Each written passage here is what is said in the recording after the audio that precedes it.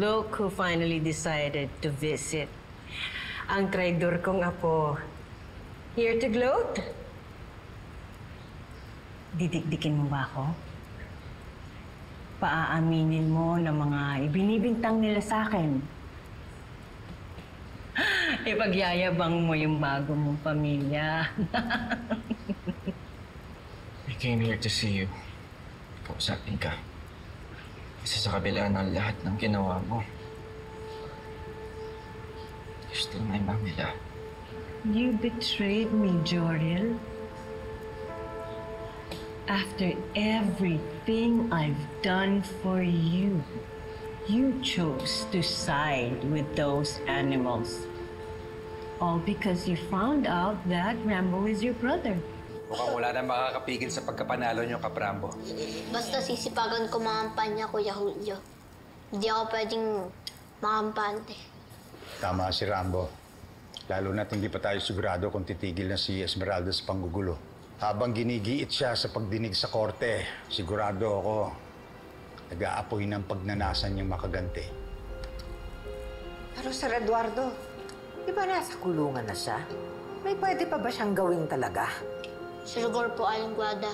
Hindi pa rin po siya nakuli hanggang ngayon. Nalusutan na po dati ni Gob ang mga otoridad. Kaya hindi po imposible na gawin niya po yun ulit. Don't worry about that, Rambo. Basta mag-focus ka na lang sa pangangampanya. Ako nang bahala kina Rigor at Esmeralda.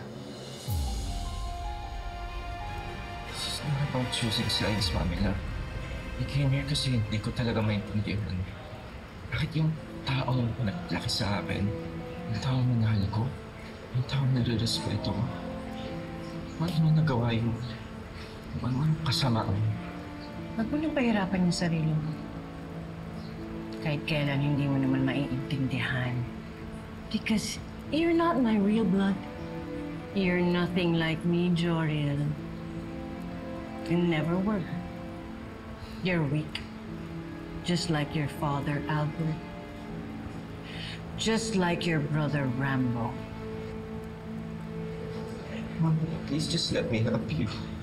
Harapin mo naman lahat ng mga kasalanan mo. Not for everything you've done. It's the only way you're gonna find peace. There's no peace for people like me. At hindi ko kailangan ng awa mo. If you think I'm gonna sit here and repent, stop fooling yourself. Bumalik ka na lang dun sa basura mong pamilya and leave me alone. You're never truly family anyway.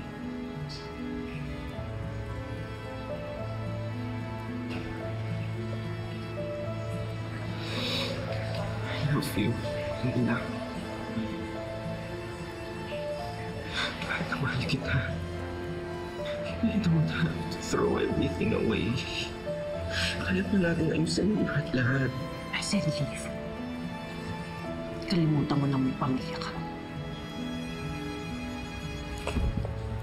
You're nothing to me now.